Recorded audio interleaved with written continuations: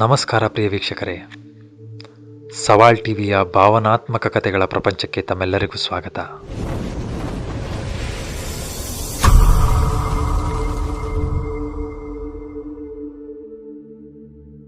ನಂಬಿಕೆ.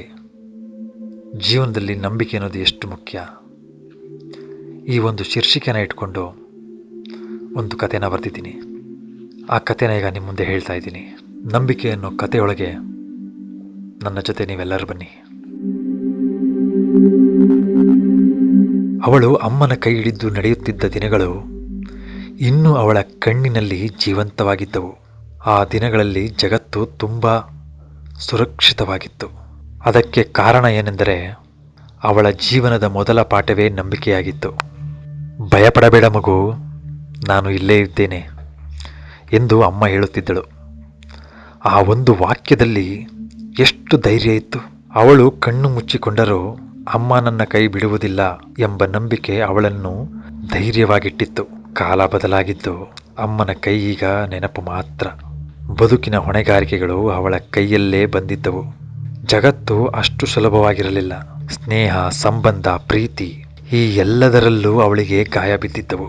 ಯಾರನ್ನಾದರೂ ನಂಬಿದಾಗಲೆಲ್ಲ ಆ ನಂಬಿಕೆ ಹೊಡೆದು ಹೋಗುತ್ತಿತ್ತಂತೆ ಅವಳ ಮನಸ್ಸು ಕೂಡ ಹೊಡೆದು ಹೋಗುತ್ತಿತ್ತು.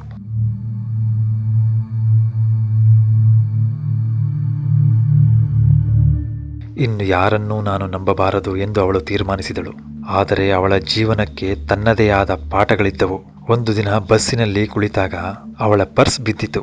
ಅದರಲ್ಲಿ ಹಣಕ್ಕಿಂತ ಹೆಚ್ಚು ಅಮೂಲ್ಯವಾದದ್ದು ಅಮ್ಮನ ಹಳೆಯ ಫೋಟೋ. ಮನೆಗೆ ಬಂದ ಮೇಲೆ ಪರ್ಸ್ ಇಲ್ಲದಿರುವುದು ಗೊತ್ತಾದಾಗ ಅವಳ ಕಣ್ಣೀರನ್ನು ಅವಳು ತಡೆಯಲಾಗಲಿಲ್ಲ. ಹಣ ಕಳೆದು ಹೋದ ದುಃಖವಲ್ಲ, ಅದು ಅಮ್ಮನ ನೆನಪು ಕಳೆದು ಹೋದ ನೋವು. ಮುಂದಿನ ದಿನ ಅಪರಿಚಿತ ವ್ಯಕ್ತಿಯೊಬ್ಬ ಮನೆ ಬಾಗಿಲಿಗೆ ಬಂದು ಪರ್ಸ್ ನೀಡಿದನು. ಬಸ್ಸಿನಲ್ಲಿ ಬಿದ್ದಿತ್ತು. ನಿಮ್ಮ ವಿಳಾಸ ನೋಡಿ ತೆಗೆದು ಬಂದು ಕೊಟ್ಟೆ. ಆ ಕ್ಷಣದಲ್ಲಿ ಅವಳ ಕಣ್ಣುಗಳು ತುಂಬಿದವು. ಇನ್ನು ಈ ಜಗತ್ತಿನಲ್ಲಿ ಸತ್ಯ, ಪ್ರಾಮಾಣಿಕತೆ ಮತ್ತು ನಂಬಿಕೆ ಉಳಿದಿವೆ ಎಂಬುದಕ್ಕೆ ಅದೇ ಸಾಕ್ಷಿಯಾಗಿದೆ. ಅವಳು ಅರ್ಥ ಮಾಡಿಕೊಂಡಳು. ನಂಬಿಕೆ ಎಂದರೆ ಎಲ್ಲರನ್ನೂ ಅಂದವಾಗಿ ನಂಬುವುದಲ್ಲ.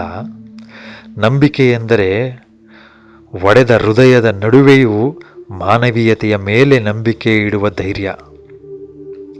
ಆ ದಿನದಿಂದ ಅವಳು ಮತ್ತೆ ಬದುಕನ್ನು ನಂಬಲು ಆರಂಭಿಸಿದಳು. ಏಕೆಂದರೆ ನಂಬಿಕೆ ಇಲ್ಲದೆ ಬದುಕು ಉಸಿರಾಡುವುದಕ್ಕೆ ಸಾಧ್ಯವಿಲ್ಲ. ನಂಬಿಕೆಯ ಮೇಲಿನ ಇದೊಂದು ಸಣ್ಣ ಕಥೆಯಾಗಿತ್ತು ಪ್ರೇಕ್ಷಕರೇ. ಈ ಕತೆ ತಮಗೆ ಇಷ್ಟವಾಗಿದೆ ಅಂತ ನಾನು ಭಾವಿಸ್ತೀನಿ.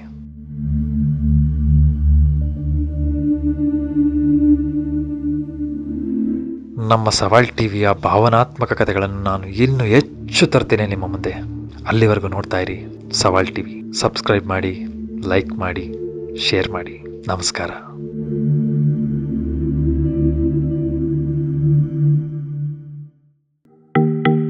ಸವಾಲ್ ಟಿವಿ ಸದಾ ನಿಮ್ಮೊಂದಿಗೆ.